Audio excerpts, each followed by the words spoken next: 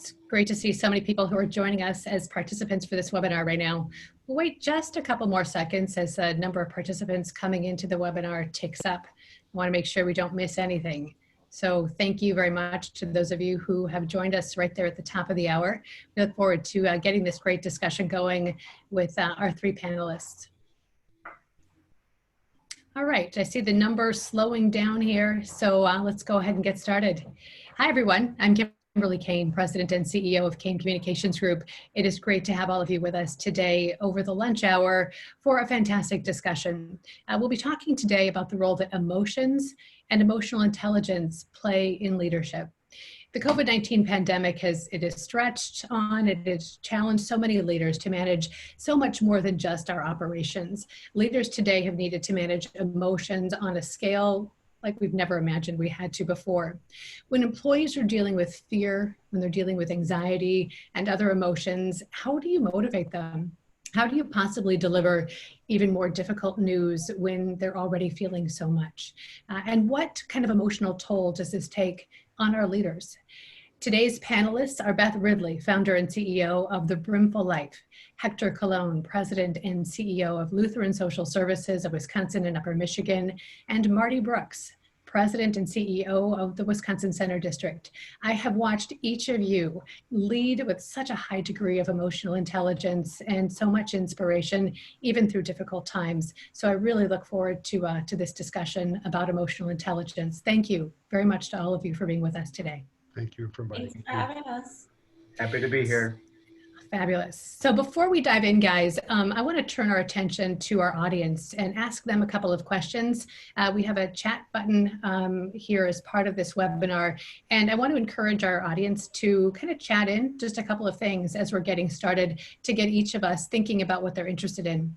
So first question for our audience, go ahead and tell us what industry you're in. We'd love to hear just a little bit about you. And the second question I would love for you guys to chime in on about is one thing that you are hoping to learn from our panelists today. So we'll keep this information top of mind as we walk through the questions. As you're chatting those answers in, I'd also like everyone to know that our next webinar is coming up next Friday, May 8th at the same time. And I kind of geek out about this one. As a former journalist, it's really interesting for me to watch how journalists are covering this pandemic. So we'll bring a team of former reporters who are now on my team at Kane Communications Group together to interview journalists who are with the Washington Post, WUWM NPR, and the Milwaukee Journal Sentinel. You can ask those reporters questions as well, and you can register for that webinar today on our website. So I see that we have quite a few people who are chiming in with questions here. Folks who are interested in learning just a little bit about practical strategies to support staff, also approaches from other industries and leaders. Some folks who are interested in hearing about how you're handling things in the nonprofit sector, Héctor. So these are some of the different aspects that people are really interested in learning from us. So think about those as we get started. So let's go ahead and dig in. You know, I shared with our panelists earlier that really my strategy to keep things organized and keep things moving is to talk with each one of our panelists for about 5 to 7 minutes. We'll start with one question, we might get into 1 or 2 other questions, and then we'll get to the next panelist. This gives all of you as participants as well a chance to listen in and really hear what each panelist has to say and formulate some questions of your own that you can also chat to us throughout this webinar. Sarah Frasek, who's our VP of Marketing Strategy, you see her up here on the screen, is going to be monitoring those questions. And as we get to the end of our discussion with each panelist, we're going to turn to you and we'll pull some of those questions out and have a really thought-provoking group discussion. So let's go ahead and begin with Beth. Beth, I'm going to put you on the spot right here at the start. I've been reading a lot about leadership throughout this pandemic, and I think if you watch the headlines, you see a lot of kind of scrutiny, or the spotlight is really put on leaders who are doing things well and leaders who are running into some challenges. New Zealand's Prime Minister may be a case study in what we're about to talk about today, Beth. The headline in our recent Atlantic Monthly article reads, New Zealand's Prime Minister may be the most effective leader on the planet. Jacinda Ardern's leadership style, focused on empathy, isn't just resonating with her people, it is putting the country on track for success against coronavirus. So my question for you, Beth, is why is empathy, which is kind of a soft skill, it's an ability that has not traditionally been seen as critical for leadership, why is it being recognized now as so critical for leaders? Yeah, so thank you very much for having me, Kimberly. And empathy is really interesting. It is traditionally thought of as a soft skill. I actually think it's a critical skill and becoming even more critical during this pandemic. And you mentioned the president of New Zealand as an example of someone who's leading with empathy and leading with compassion with great success in terms of business outcomes. And I think if you see her, you can see why. I've been tuning into some of her like Facebook Live sessions as the way of addressing the company.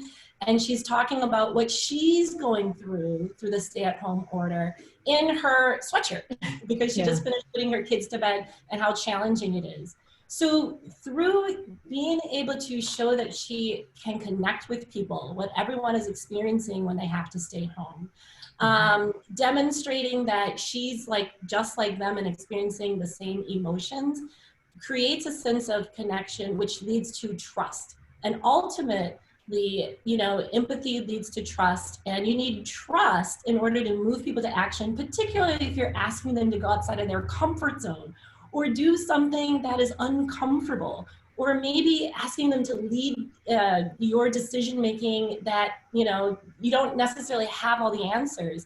And so that's why I think empathy is really so important, because sometimes you just need people to follow you. You don't have time to lay out the case and, you know, show all the data. And empathy is a great tool in terms of, you know, your whole suite of things around emotional intelligence in order to be able to do that. Let's dig in just a little bit more to emotional intelligence and emotions in general. I mean, what role do emotions have in the workplace? Sort of an interesting question in terms of the role that emotions have in the workplace. They exist. I mean, because we're emotional people, so we bring them into the workplace, whether we realize it or not. I think the question for a lot of people is, how much of your emotions do you allow to come forward in the workplace? And I don't know if there's any real precise answer to that, but I would just say you have to ask yourself two questions. One is, what feels authentic to you? And then two, how's that working for you? And it may be that you have to be able to moderate how much emotion, what types of emotion that you carry forward into the workplace in order to be successful. And that really is emotional intelligence, being able to gauge and have some type of management over your own emotions and how your emotions can affect the emotions of other people and the impact that that has. And that's a level of self-awareness, right? Is to be aware of how you're feeling and how your emotions are affecting other people. Yeah.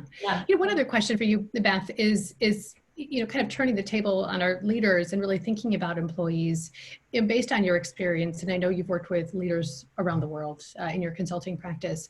What is it that employees need from leaders, especially now?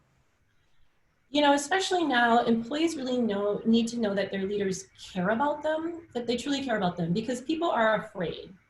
And there's a lot that's going on in their personal life that they're worried about, their health, their family, that is bleeding over into the workplace.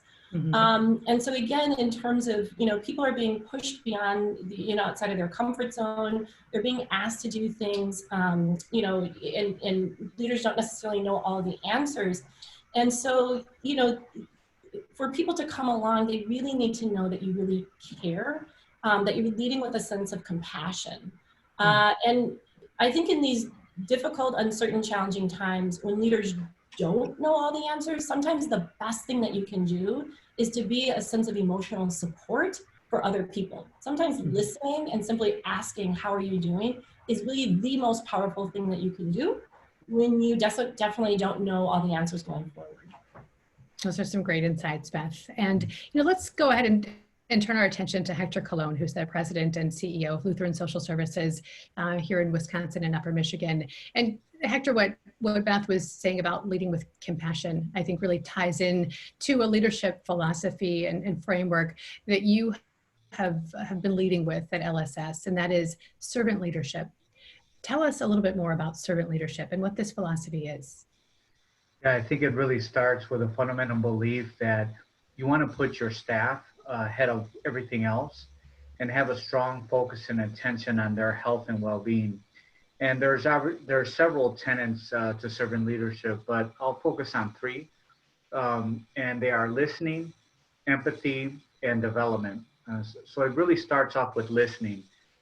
So as a CEO, part of our job description is that we come in with a vision, with a direction and a strategy, and then we get others to follow and help execute that. I think part of servant leadership is that you co-create that with your staff, and that you listen you pose strategic questions, and you listen to the answers and insights to those questions to develop that strategy and how you're going to move forward. So listening is a key component of servant leadership. And the second one is empathy. So always, and part of a strong connection with empathy is listening. So understanding the needs and the concerns of your staff, both from a professional perspective as well as a personal perspective, because you're ultimately very concerned about their health and well-being. The better they are personally, the better they're going to be professionally. And professionally, you want to make sure that you understand what they need to be successful and really try to provide them with that and be very intentional about that. And the last thing is development. We want to make sure that we're developing our staff, providing them with leadership development opportunities and tools and resources to help them do their job the best they can. And some leaders sometimes feel, well, if I do this, they might stay for a couple of years and then leave, and then I waste those resources, where servant leaders believe it's just the right thing to do. And when you develop your staff, they're going to operate with excellence and do the best they can for your organization. So I would summarize those three tenets of servant leadership, again, with a really strong focus on making sure you put your staff number one.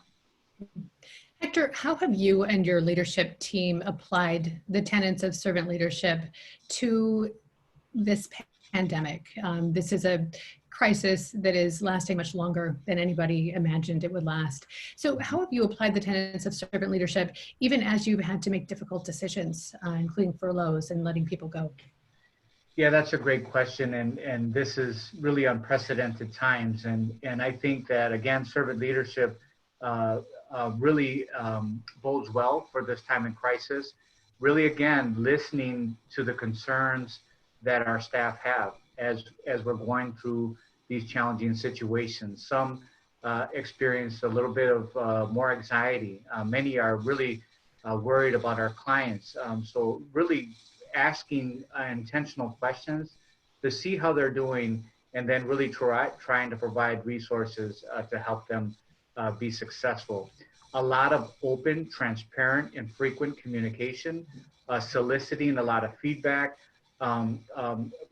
allowing questions to come forth on a daily basis, and doing the best we can to answer those questions. In some cases, we don't have an immediate response, and we let them know. We let them know that we'll have to get back to them.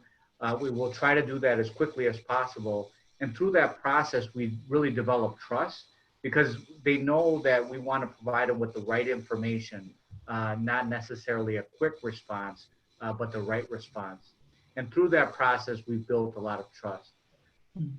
Hector, purpose can sometimes get set aside during a crisis, but purpose is central to what you do as an organization.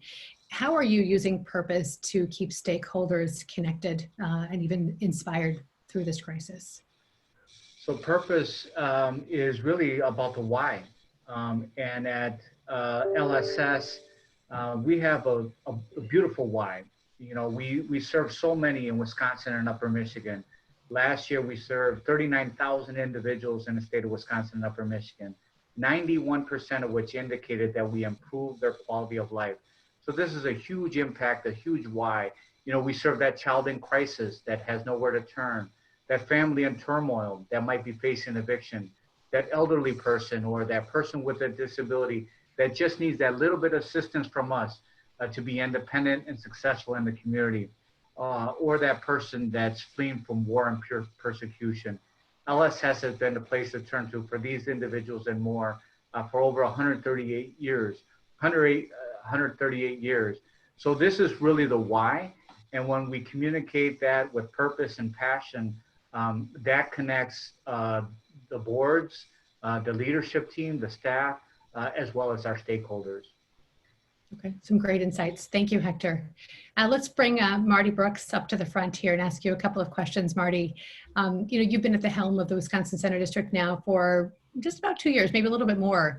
And just as COVID-19 became a threat in the Milwaukee area, you and your team were preparing for a celebration. I mean, you achieved an amazing milestone by getting the WCD board's approval of the expansion. You've been working on this, I think, almost since day one, since you started at WCD. Talk about what's happened since April 2nd, when the board approved the expansion. Wow. We've had a team of people working on the expansion really for years and years prior to me joining the organization. A real milestone hit for us last year when the state of Connecticut agreed to provide its moral obligation behind the bonds we would want to issue for the expansion. In August, the WCD board authorized me to move forward with funding for the pre-construction or pre-development aspect of the expansion, which would include hiring an owner's representative, putting out an RFQ for architects, selecting an architect, selecting a construction manager, designing the facility, because while we wanted to do an expansion, we had done some studies 2-3 years ago to get an idea of what the expansion needed to be, but didn't have a real handle on what it would cost to do it. Mm-hmm. We put the team together in almost record time. By March of this year, had a firm number in the expansion number to provide a facility with the necessary additional exhibition space, 24 more meeting rooms, 400 plus parking spaces, pre-function space, a new ballroom, came in at a price tag of $419 million. We were prepared, we presented to the full board March 6th of this past year, the designs, and we're on track to go to the board April 2nd to get their approval to issue the bonds, because at the March 6th board meeting, COVID really had just started to become an issue within the United States, but had not gotten to the level that we're experiencing now. Shortly after that meeting, March 6th, is when the country really began to shut down. And while getting approval on a $419 million project is challenging in the best of circumstances, now we had a bond market that was crashing, board members who were dealing with their own interests in their full-time jobs. Yet on April 2nd, we were able to get the board to rally behind the importance of doing the expansion. And while we haven't issued bonds yet, the key approval that we received was an authorization to move forward with the project once the bond market and the hospitality market rebound so that we can afford the debt service. Right. I think one of the key messages that I shared with the board on March 6th and then again April 2nd was the need to support this project. While it would be very easy, given the type of crisis or any crisis that we're in, to say, you know what, let's put everything on hold. And believe me, a number of board members felt very strongly that now was not the time to be looking at committing to a pretty significant commitment on behalf of the district. We looked at it from the opposite lens, in that we have a project that is shovel ready. And once the market can support our ability to fund this project, while we would have been a part of the resurgence of Milwaukee, this project has the real potential to be a catalyst to the recovery of Milwaukee, because one of the aspects of this is that there's $100 million in local wages to support the construction of the project over 2 years. So the disappointing thing is that we're not ready to go to the bond market yet, but it was terrific to get to go ahead April 2nd, and we continue to work almost daily with the financial team, checking out the market so that when the time comes, we are ready. We have a project that's designed and it's on the shelf ready to go. Yeah. And as this decision was being made, I think you were thinking, and I remember talking with you about what the celebration could look like, right? A group of people, champagne. I mean, this was the milestone that, to your point, you had been working for for years, even before you joined the team. So the emotions were really on an upward tick. And then COVID-19 hit. And I think the decisions that leaders had to make right away to pull back from moving key initiatives like this forward, to put things on hold, it dealt a significant emotional blow. So, you're talking about creating jobs, and now all of a sudden you're in a position where you have to pull back. And you're in a position where you have to furlough people, where you have to let people go. How do you deal with the emotions of that? And how do you also deal with the kind of emotional toll of, you should call it survivor's guilt, right? Because there are still people on your team who are, leading Wisconsin Center District. Well, emotional question, emotional topic. I made the decision very deliberately not to make any immediate changes to our organization when Governor Evers issued the Safer at Home order. What I did implement is that I told everyone, regardless of their job function, work at home for now. I'll check back with you every 2 weeks. But the only thing we did, and I think it was a week or two after we realized what the impact was going to be to the economy, was across the board, all full-time employees, salaried and hourly, took a 20% pay reduction. My feeling was then, still is, that if there's pain to be felt on behalf of the organization, it should be shared across the board. No one specific group should carry that burden. Unfortunately, the financial benefit or reduction in that, the cost was not impactful enough. So as the Safer at Home order got extended, it became apparent that it was going to be a while before there was a return to business, a return to the hospitality industry, and that we need to do more, which was the layoffs of half our staff. And it was very difficult. And I think what made it even more challenging is that when I've gone through a layoff situation before in other organizations, good or bad, it's been face-to-face with the person. Mm-hmm. To go through this type of organizational change, and it's all done by phone and then email, it was very unsettling for everyone. And I think the last thing I want to share with you at this point is, while I had gone over a list with human resources as far as positions that I felt could be laid off, I didn't make that decision in a vacuum.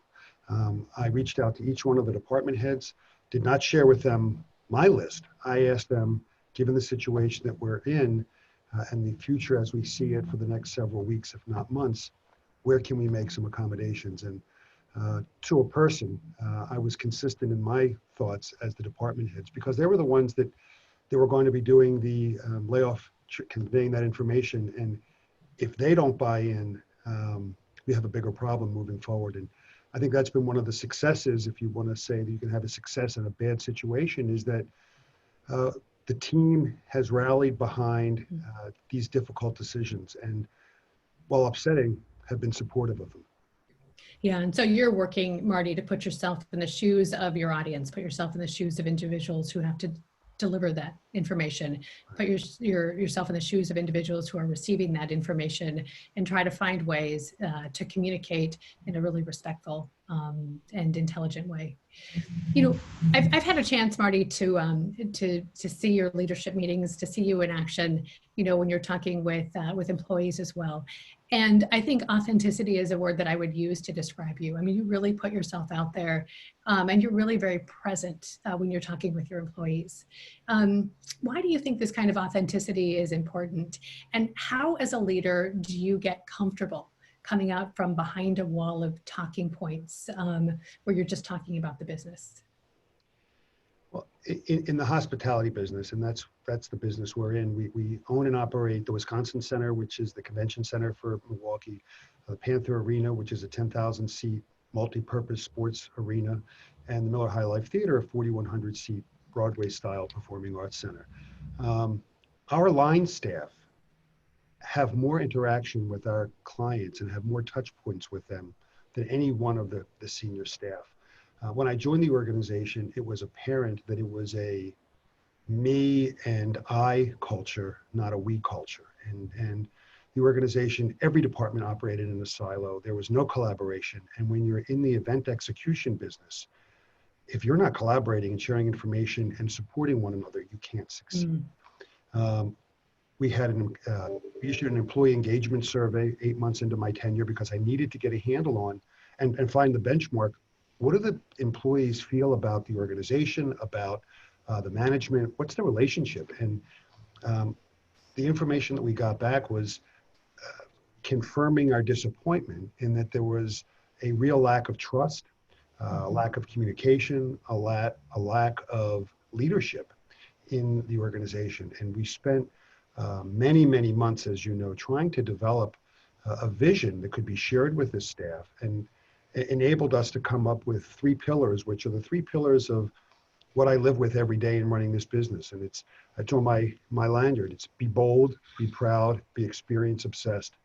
And everything that we do as an organization, every decision that we make, every meeting that we go into, those 3 pillars are with us in assessing and guiding us through a decision. And even whether it's the layoffs or reductions in pay, it comes back to how does that connect with be bold, be proud, be experience obsessed. You know, and an employee engagement survey like that can really put you out there, right? I mean, it really puts you in a vulnerable position where, to your point, you're asking employees for candid feedback, and you know it's going to be candid feedback. But then you're parroting back to them what you've heard and putting what you've heard into action, where you're connecting with them, you know, on that level of kind of inspiration and vision and where we're going together, versus continuing to do business as usual. And that's a risk, you know, for a leader. I didn't view it as a risk. I saw it truly as an opportunity. And I think one of my biggest disappointments right now is that we had anticipated issuing the follow-up a year later, this past March, so we could see from the benchmark of 2018, how have we improved? We've been very deliberate.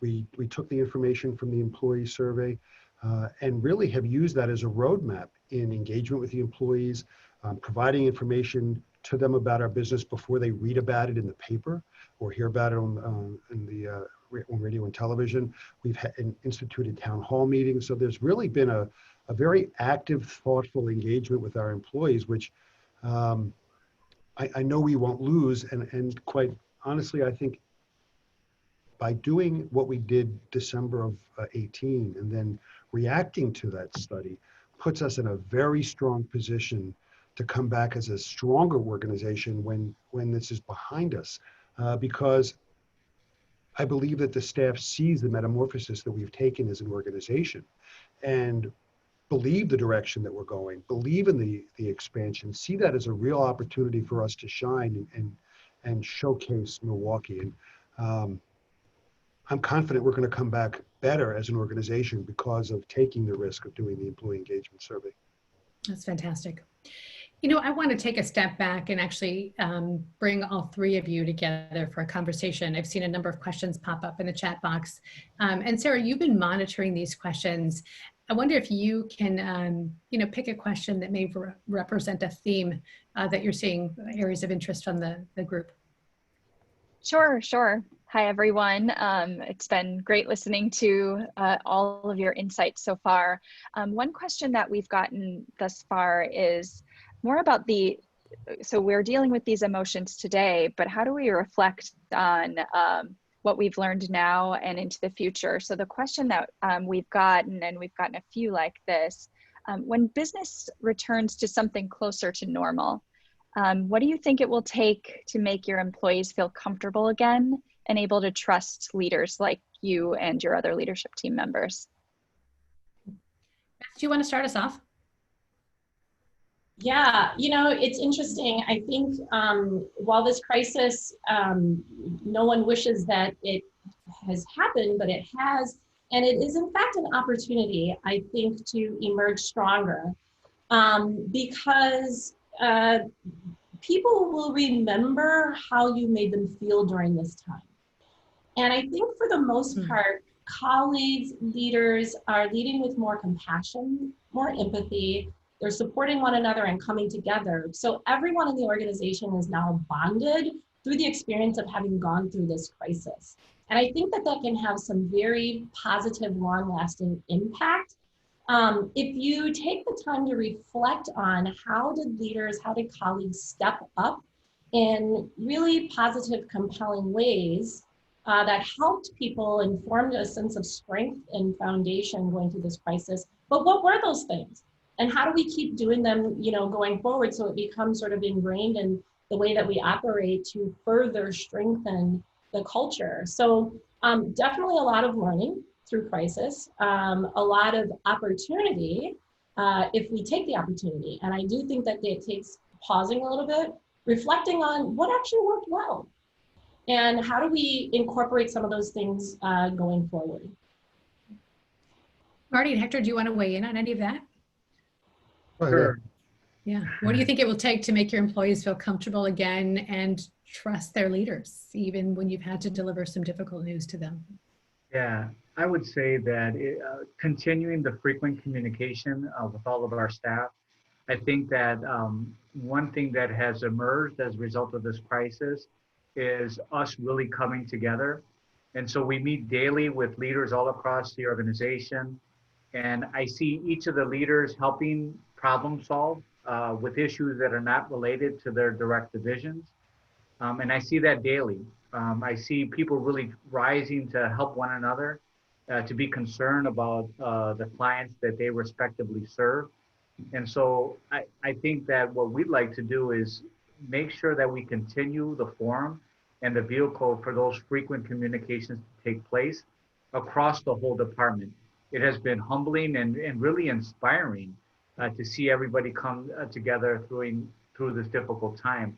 And so I think we want to continue to do that on a moving forward basis, because the more frequent, transparent communications you can have, answering the questions of our staff, that's what's going to make them feel comfortable. That's what's going to make them trust and provide them with information, like real information about our financials, about how we're doing as an organization, what we need to do in order to be successful. Because when the organization is successful, the staff will be successful, the individuals we serve will be successful. Yeah, fantastic. Marty. As I was saying before about what we've been working on the past year and a half, I'm hopeful that there is confidence and trust in the staff, in the leadership team that's in place. That's not to say we can't get better. We work every day to get better. In our industry, our success is going to be affected, maybe more than most industries, by public trust.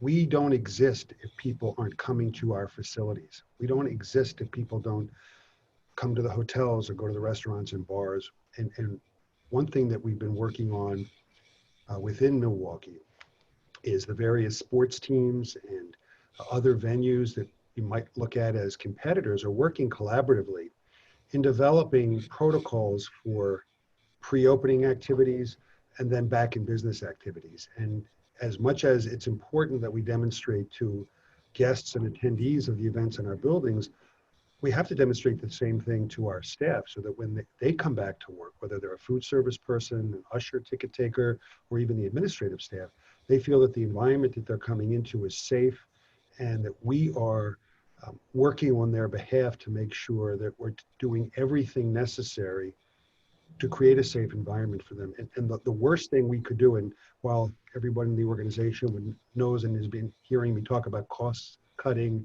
and where can we save money, I will spend money until we have none on making sure that we've got the right cleaning materials, the right cleaning processes, the right equipment in building, air filters, so that anyone, whether they're an employee or staff member or attendee, feels comfortable, and we demonstrate to them all the time that we're looking out for their best interests.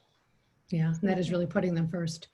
Sarah, I have one other quick question I want to jump into, and then let's bring in another audience question. Yeah, great. And that is really kind of about accountability, right? So when you're a leader, you're accountable to a bottom line. When you're a leader, you're accountable to the sustainability of the organization. And I think some leaders have shied away from emotional intelligence or empathy for fear that it's going to be more difficult to achieve those objectives. So my question for all three of you, and please feel free to weigh in, and please, feel free to chime in on what other folks have to say. But the question is, how do you balance accountability with empathy so that you can ultimately achieve what the business needs? Well, I'll go first on that one. I don't know. What I do is I am reaching out every day, multiple times a day, to the people within the organization that I rely on, whether it's a finance person, HR, booking, sales. They're all key components of our organization. I need their guidance. I need their support. I don't know that we're going to be able to come out of this and go, oh, everything's good financially. We're, based upon the research we're having done, we're looking at a U-shaped recovery that's going to take us 2 to 3 years to get back to where we were prior to COVID-19. So I don't have the answer. I can tell you it's a lot of sleepless nights and a lot of coffee. You are talking about transparency, and I think that's part of it, is really being honest and upfront about, we're all in this together, and transparency may be a part of that. Beth or Hector, how do you balance accountability? Go ahead. Yeah, so you use the word balance. I don't know if I see it as so much of a balancing act. I think it is the job of the leader. To lead with emotional intelligence, empathy being a big piece of that, for all the reasons that we talked about before. It builds trust, and that is how you move people to action. If any business or organization is going to grow or achieve whatever goals that they have, you are asking people to give, to push outside of their comfort zone, whether that's learn new skills, move into new jobs, follow you into a stretch strategy that has stretch assignments. People make decisions based on emotion, and they will follow you if they have trust in you. And empathy, emotional intelligence is really the foundation for that. So I think when leaders start to think, well, how do I balance it? Is this the right amount of emphasis that I put in these more emotional qualities? I think they're probably thinking about it the wrong way. To me, it is integrated, and it's integral and central to leadership. And I think some people naturally have a way of leading by putting people first, or at least being able to consider the human element of that. But I would argue that the more senior you go, the more that becomes important. I think when you're first starting out in your career, the most important thing is to be really good at your job, and probably to rely more on your technical skills. You're more of a subject matter expert. The higher up you go, leadership, you're leading people. You're asking people to follow you. You have to ground that in, strategy, but also the connection with people. So to me, it's essential of an effective leader if you're going to hold people accountable. And I wouldn't confuse empathy with kindness or niceness. You can be empathetic and hold people accountable, and that's how you get the best out of people. If they trust you, they're gonna want to give more. They're gonna want to push beyond their comfort zone to give more. They're gonna feel safe to offer up their best ideas and to take risks. So I think it's not a balance. I think it's integral. Integration, great. Yeah, I think that, if you have empathy with your staff, you're going to achieve great results. And I don't think that they're in conflict. I think the more you care about your staff, the more you are concerned about their health and well-being, the more you are attentive to address, to provide them with the tools and resources they need to be successful, the better their results are going to be. And again, I don't believe it's in conflict. So you can have accountability to results to make sure that we're moving the organization forward.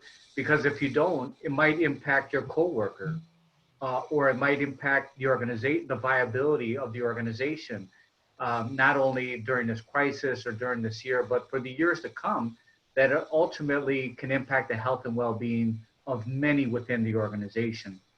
So I believe that empathy is really a critical component to embed within the culture to achieve great results. And I don't believe they're in conflict. Great. Sarah, do you want to weigh in with another couple of questions? I see a few more popping up. Absolutely. There's one here that really relates to a lot of the comments that you've all made. We've seen people really step up during this crisis. We've seen creativity and people taking on tasks that they're not normally responsible for. But have you ever found some staff members who are voluntarily stepping up during a time of change or crisis, but sometimes their efforts are either hazardous or impulsive and maybe not in the best interest of the business? How, as leaders, do you manage that energy and harness that without suppressing their optimism?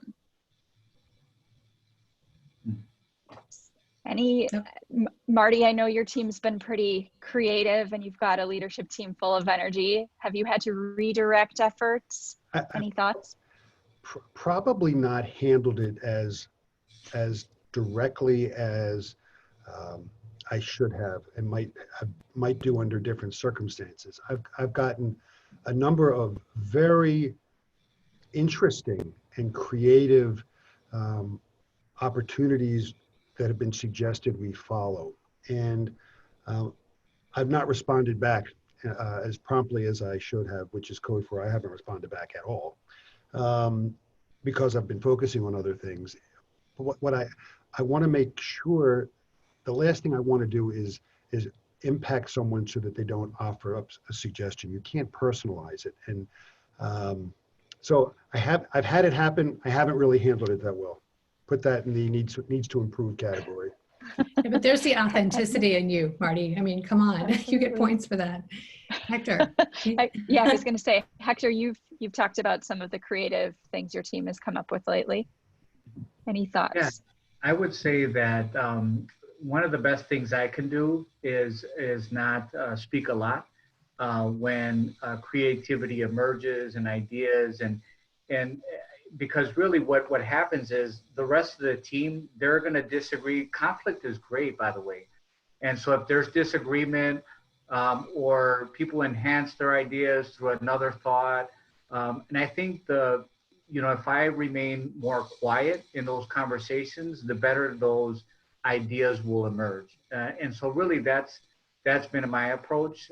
Sometimes I give insights, but for the most part, I see good dialogue happening.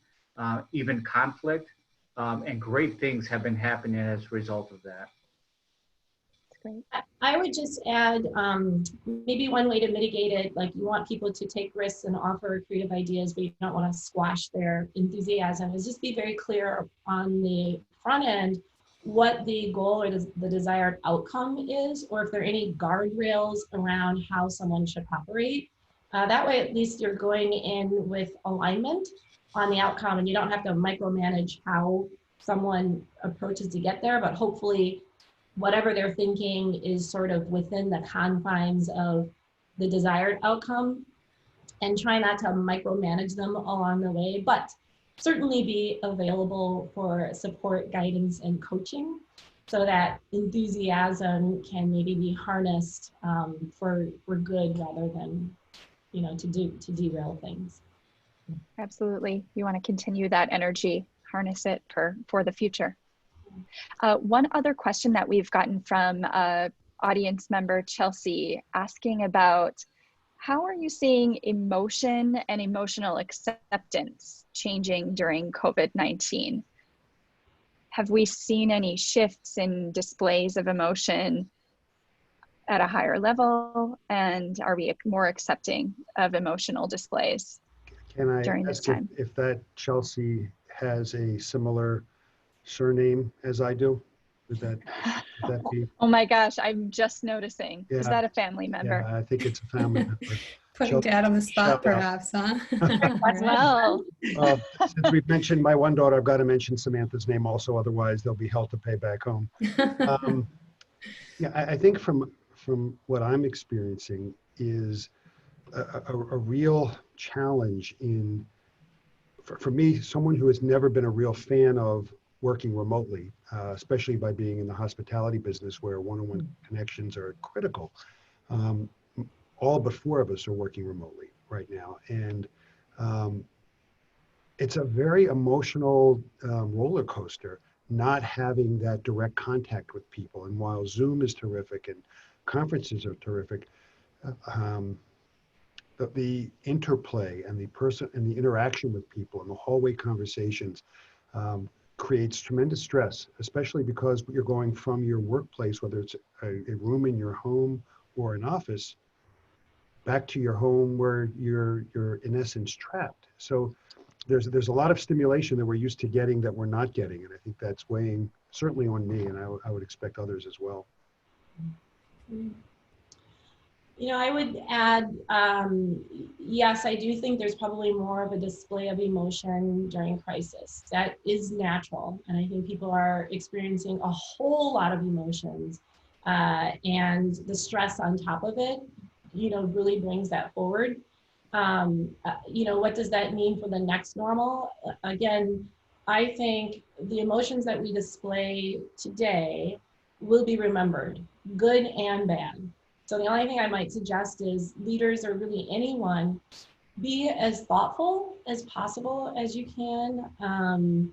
Assume that others have best intentions so that you can sort of moderate your emotions, and invest in a lot of self-care so you can, you know, reduce your own stress and anxiety, and lead with optimism as much as possible, because people will remember the things that you say to them, how they're said, well beyond, because this is such a memorable moment that we're all going through. So let's optimize this, the display of emotions, for good. Let's err on the side of comfort, calm, compassion, and try to, as much as we can, invest in self-care to keep stress, anxiety, anger at bay, because it will be remembered. Thanks. You know, just the other day, I asked my leadership team, how are our staff doing? Back to the emotion question, and I received some responses that kind of surprised me, and I'll share some with you. The layoff week was tough, but now we're getting back into the groove. The culture is strong and very positive. We've had more initiative than ever before. Upbeat and positive, very thankful. Want to get back to work and meet our goals. Very appreciative of the frequent communication.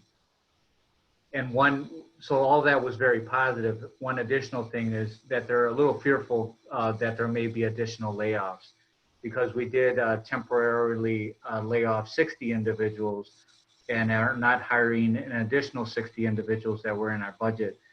But I thought that was very encouraging when I posed the question, to hear a lot of positive stuff there versus, you know, I thought I would hear about anxiety and people just upset and those kinds of things. So it just shows that I believe that this team here is leading with a servant-led heart, and trying to do all the right things and articulating the why and bringing in the right information so that people understand. But it's not easy. This is very difficult. But this is what I just heard just the other day. Yeah, that's fantastic and so honest. You know, as we lean into the last 10 minutes of this webinar, I'd love to take a look at kind of how we're going to take what we're learning from you here today and lean into the future. So we're all learning a lot during this crisis. We're learning that we can work remotely, or we have to work remotely in some cases, whether we like it or not. We're learning how to run webinars. We're learning, you know, how to be patient and how to be adaptable. But, you know, from your perspective, when we look back on this crisis, how do you think emotional intelligence will have played a role in helping organizations become even stronger through this crisis? Beth, do you want to start with that one? Yeah, so I would say I feel like this crisis is making good leaders great and great leaders exceptional, because of emotional intelligence and empathy that is really coming to the forefront.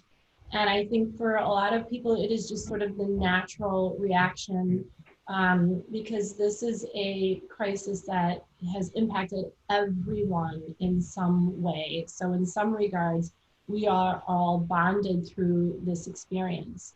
And so I think the learning and the emerging stronger is that leaders are realizing that empathy, emotional intelligence, emotional connection with others is really helpful and impactful in terms of business outcomes. And I think that they will continue to do that.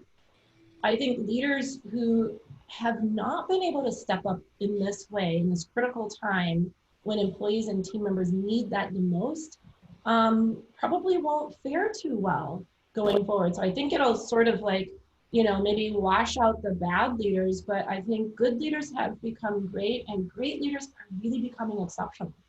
And I think that will carry forward. I saw a survey real quickly, Marty and Hector, before you jump in. Surveys and studies are just beginning to come out that demonstrate that people are watching brands very closely today, and they're watching how we're responding through this COVID-19 pandemic. Health and safety and well-being of customers and stakeholders, employees, is really rating very high for the brands who are standing out well. And those brands who are not standing out well are ones that are not demonstrating those characteristics. So I'm just wondering, from your perspective, Marty and Hector as well, how you see emotional intelligence playing a role in the future of your organizations. I think this has really brought out the best in us as leaders, as people within the organization. I think about emotional intelligence. I think a lot about self-awareness. And when we are aware of our own challenges, our own anxieties, our own situations as we go through these challenging times, to make sure we reflect on that and don't bring those anxieties, those worries to the workplace. So that's very important, that we reflect on our own situation and make sure we come to work ready, prepared, and very energetic and enthusiastic. So I think self-awareness, and then also just self-regulation. And so in the midst of these challenges, how do you respond to situations, and being very thoughtful and think about things before you react to certain situations. Maybe you don't have to have an answer right away. Maybe it could be tomorrow.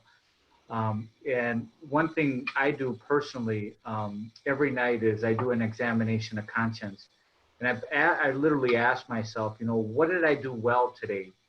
And I cherish that. And I ask myself, how can I repeat that tomorrow? But then I also challenge myself, what didn't I do so well today? Or did I respond to a situation that I probably could have responded in a different way to yield a better result? But then I try to get into the root of that. Like, why did I do that? And really be reflective of that. So I don't try to make the same mistake the next day. So I think this crisis has brought out empathy, awareness amongst a lot of us, and I think it's going to make us better.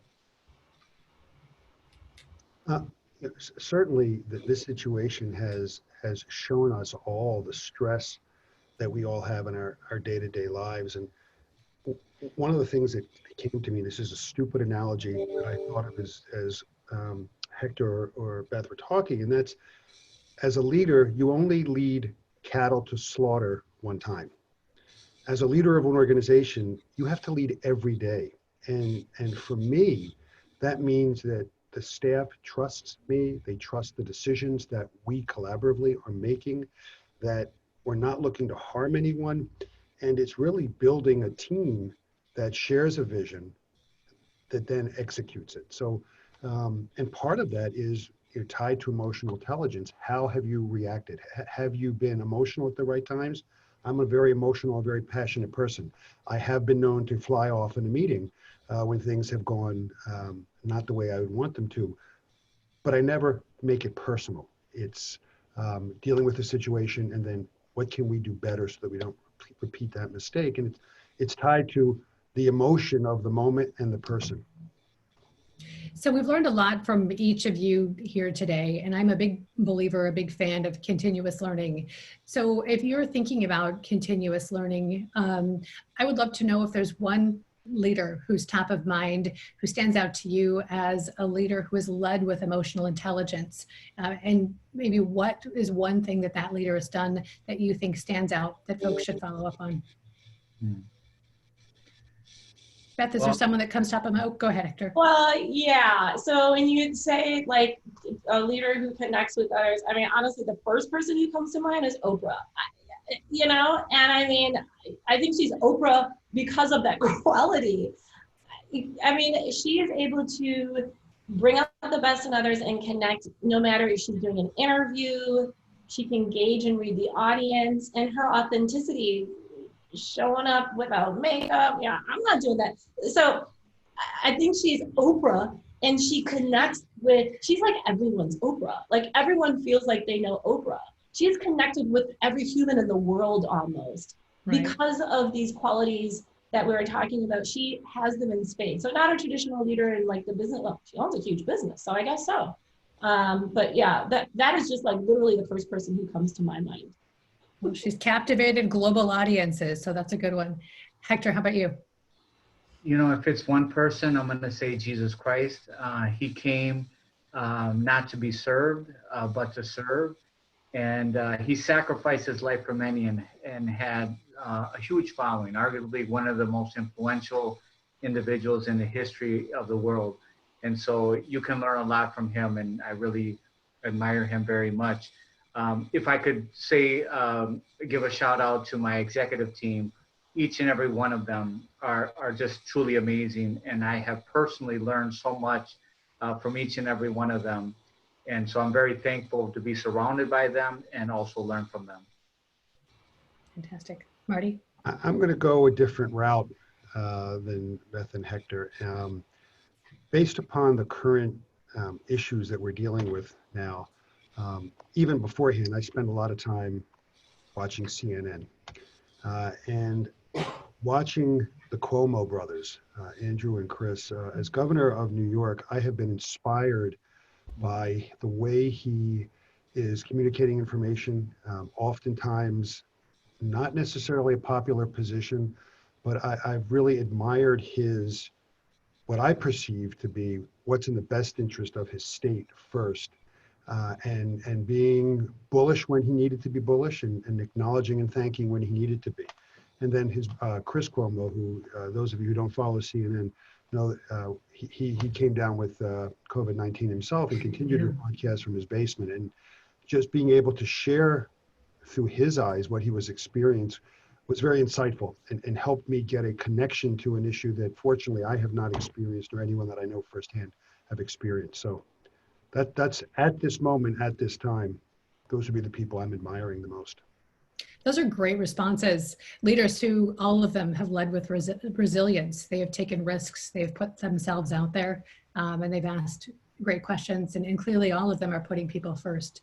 So those are great responses to all of you, and everything you've shared with us has given us tools and ideas, I think, that we can apply to our own lives, and maybe we can apply to our workplaces to help reshape the work environment so it can be more emotionally intelligent and more effective as we get back to work. So Marty Brooks, Héctor Colón, Beth Ridley, thank you all so much for joining us for this webinar today.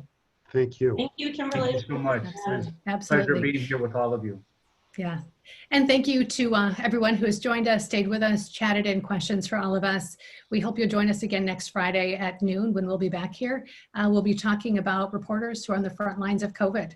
One story has dominated the headlines worldwide for months. So how are these journalists wading through mixed messages and deep divisions that are created by this pandemic? How are they finding other stories to report on today? So 2 other Kane team members will actually join me for that webinar. They're former journalists, James Burnett and Steve Jagler. So we'll talk a little bit about how we see news coverage today, and then we'll turn the tables, if you speak, on those 3 journalists from the Washington Post, WUWM, NPR, and the Journal Sentinel to get their stories of how their lives have changed since the pandemic began. You can register for that webinar on our website today. So thank you again, everyone, for being with us today for a fantastic webinar, and we hope you'll stay in touch. Thank you. Thank you. Thank you.